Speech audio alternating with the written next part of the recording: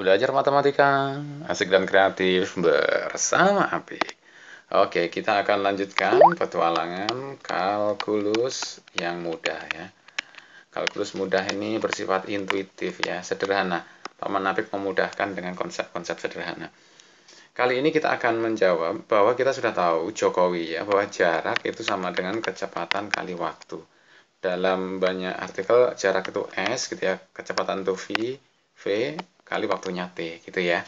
Nah, ini terjadi kalau kecepatannya tetap. Kalau kecepatannya berubah-ubah bagaimana gitu ya. Kalau kecepatannya berubah beraturan, nah jadi gambar grafiknya kira-kira begini, kecepatannya naik dengan beraturan. Nanti kita sudah menghitung ya luasnya itu jaraknya ini adalah luas dari segitiga. Pertanyaan kita sekarang muncul, nah ini akan menjadi kalkulus yang sebenarnya, bagaimana kalau kecepatannya itu bergeraknya berubah tidak beraturan. Ya sebenarnya bukan tidak beraturan banget sih, misalnya beginilah melengkung gitu. Jadi misalnya ini V T ya, jadi kecepatannya itu misalkan T kuadrat aja gitu yang gampang ya. Ya ini gambarnya tidak proporsional ya Paman Apik, tidak apa-apa ya. Yang penting untuk konsepnya.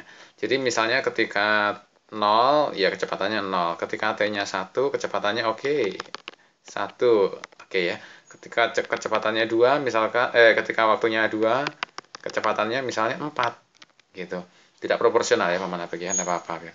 Kalau waktunya 3 gitu, misalnya ini jadi 9. Misal gitu ya. Lalu berapa jarak yang ditempuh? Apakah S sama dengan V kali T? Kalau S sama dengan V kali T, kecepatan kali waktu, kita pakai kecepatan yang mana? Berubah-ubah banget nih, kecepatan apakah 1, apakah 4, atau 9, atau tengah-tengahnya 4,5 di sini barangkali. Nah, disinilah muncul konsep dasar dari kalkulus. Jadi kita misalnya, kalau kita anggap ini waktunya tertentu gitu ya. Di sini waktunya adalah pendek gitu, maka kecepatannya itu sudah pasti adalah T kuadrat ya, karena rumusnya gini. Jadi kalau kita tahu di sini waktunya adalah T, kecepatannya adalah T kuadrat. Maka sebenarnya jarak yang ditempuh itu adalah delta S, misalnya ini jaraknya kecil, adalah T kuadratnya tetap ya, T kuadratnya tetap kecepatan. Kali waktu delta T-nya itu kecil. Nah gitu delta T. Wow, gimana nih?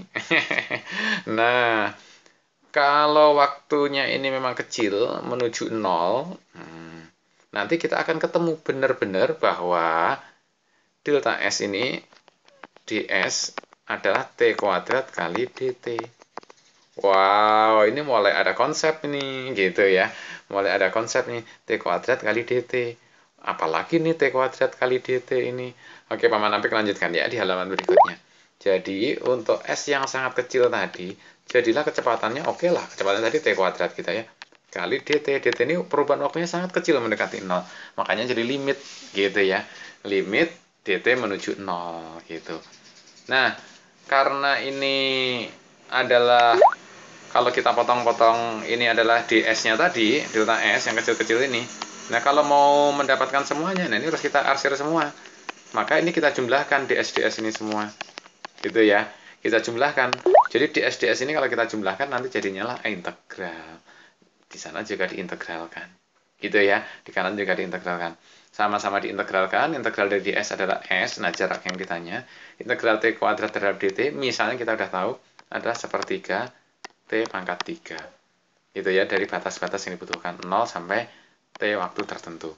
Contoh kita T-nya sampai 3 gitu ya. Nah, dari situ maka kita bisa menghitung. Maka jarak selama 3 detik tadi adalah sepertiga kali T-nya ini 3 pangkat 3 gitu ya. Dikurangi mulainya dari 0 misalkan ya, 0 pangkat 3. Tidak masalah.